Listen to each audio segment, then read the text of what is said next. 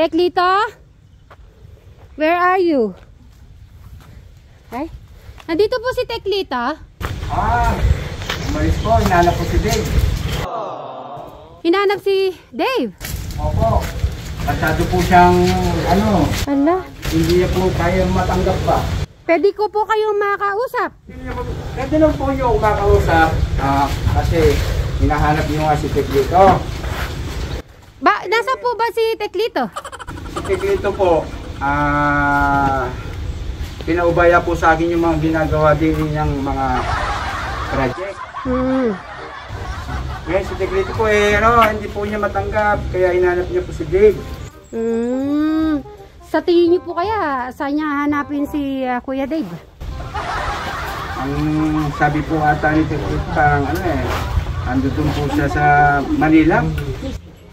Sa Manila. Oo. Sinasabi po kasi ni Teklito, parang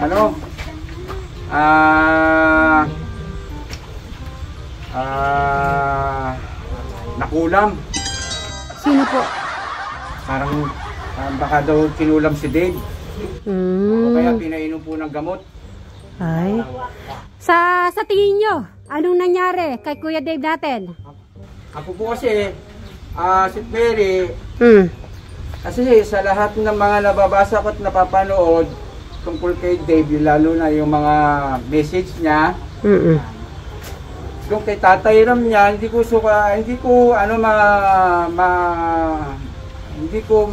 maisip, at saka hindi ako naniniwala na kay Dave lang yung mga Statement na yun, na bakit niya nasasabi yun, biglang, ikaw ba naman sa 5 taon niyang inaalagaan si Dave, ni Tatay Ram niya, ikaw ba maisip mo ba maano ba na si Dave ang yung mga statement niya, maniniwala ka siya ba nag-statement nun? Hindi. Merong yan, may naka sa likod ng camera. Kaya meron. Nga po Sweet Mary, kaya baka po si Dave may napainom ng gamot o kaya naman nakulam. Kasi sabi ko nga, naging kawawa si Dave. Kasi sa mga nababasa siya, kasi ba naman sa 5 taon mong alagaan yung bata, tapos yung bata sisirang ka. Ikaw nag-alaga sa 5 taon, tapos siyempre ayaw ng mga tao, yun yung naawa kay Tatay Ram. O kaya ano nangyayari, si Dave ang nagiging kawawa ngayon. Eh sino yung gumawa niyan? Merong meron niya founder. Kaya nakuha naman yung... Ba't ganun yung mga founder niya? Nakuha naman yung attention ni Dave. Itong naman si Dave, pinalalala ng mga nasa likod niya ni Dave yung mga issue. Eh si Dave, siyempre, murang isip pa yan, kaya napaniwala nila ngayon. Yung mga napo-comment nga about kay Dave, ako naiyak Nahawa ko yan sa bata. Kasi tinulong ko ng pamangkin yan. May nagtuturo. Ngayon ginagawa ni Dave yun kasi bakit? Napainom ng gamot. O kaya nakulto. Ikaw ba naman ay suhulan ng libu-libong pera? O ano nangyari? Siyempre, kinuha nila yung loob ng bata dahil sa bigay ng bigay. Pinapakita nila yung pagmamahal nila, yung pagbibigay ng pera. Yung bata sa sariwa isip niyan, ay, mahal pala ako dun. Araw-araw ba naman ako bigyan ng 2,000, 8,000, 5,000, araw-araw.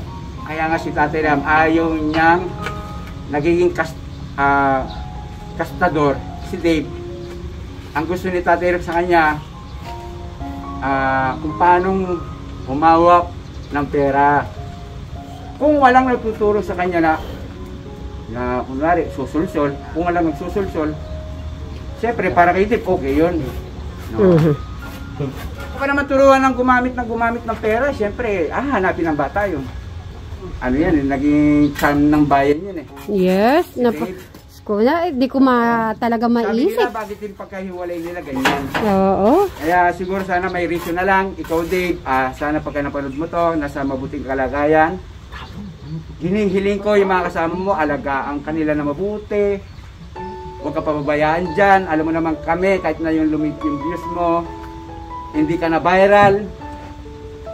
Kung ano yung puso namin nung una, ganun pa rin po yung puso namin. kahit na bumaba pa yung views mo, hindi nagbago yan. Sana sa mga nag-aalaga kay Dave, kahit na sana hindi na mag-viral, lumit ang views nyo, mawala man lang yung mga sponsor, sana yung kung gaano nyo sinasabing malinsa, sana po huwag magbabago yan. Kasi ang bata magsasuffer. Nakita niya naman kay Tatay Ram, kahit na walang views, si Tatay Ram, yung pangarap niya kay Dave, dire-diretso lang po. Yun ang mahalaga. Kay Tatay Ram ako bilig. Kaya kung yung kung nasasabi mo yan, sabihin na nasubo ka na, siguro nakukuha mo yung attention dyan, yung luho. Pero yung kay Tatay Ram mo, ang gusto niya lang kasi mapabuti ka, maging marunong ka sa pera.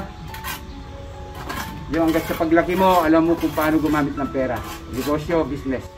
Kung ako kay Kuya Dave, sana hinintayin niya na lang yung tamang panahon, no? Mag-18 na siya. Tapos, after niya mag-college, Hindi nga eh. makukuha naman lahat niya yun lahat Kasama nga din ako sa mga sa lupa. Ay, hindi ko lubos isipin na mangyayari yan. Kaya sabi ko, si Tiklito, napainom nga ng gamot. Malamang nagayuma. May totoo kaya yung gayuma? Naniniwala ba kayo sa gayuma? Sige nga, bakit nagbago yung niya?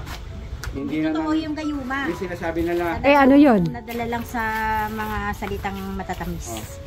Pwedeng gayuma yun. Sige, ay! Si Teklito dumating. Teklito dumating.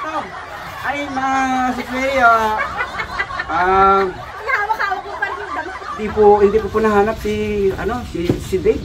Hindi ko nahanap sa Manila, sa Divisoria, doon po kung saan niya. Hinanap niyo po ba kung saan sulok ng Divisoria? Pinuntahan ko doon sa nanay, wala din. Mayroon kasi nag-live, nandun sa kay nanay, pero hindi ko naman. Dahil yung background, no? Background. Siyempre, gusto ko, siyempre namimiss ko, pamangkin ko yun. Ako nga, naalala ko yung mga Nanonood ako, updated ako, baka siyempre, ako nasasaktan sa mga comment na nagbabas. Bilang pamangkin ko si Dave, siyempre si Tatay Ram din, tayo ay nasasaktan tayo. Sa 5 taon natin kasama, naging turing ng pamangkin ko. Kaya sana isipin niyo na lang may nasa likod ng camera, kaya po wag po natin ng masyadong yung bata, baka po ma-pressure. Kung ano pang gawin niya, mas lalo po tayong magigilty. Kasi naging naman din natin si Dave. Naging bahagi. Bahagi na ng buhay natin si Dave. Kung nagagalit po kayo, huwag na lang po kay Dave. May nagtuturo po. Baka nakainom ng gamot o kaya hindi ko natin alam. Ay, sigurado makakarating kaya yan. Oo. Ayun, Teklito, at saka yung nakausap ko kanina, yung kaibigan mo. Maraming salamat. Baka makulang ako. Ito po yung gusto ko message kay Dave. Dave, kahit naman may mga ilang araw na nakaraan yung bago ito nangyari, kahit na may mga ano ba yung tawag doon, yung nagpasaring ng kabiling Dalawang panig. Panig. Ayun, sa dalawang panig, kahit na nagsaring yung dalawang panig, pero Dave,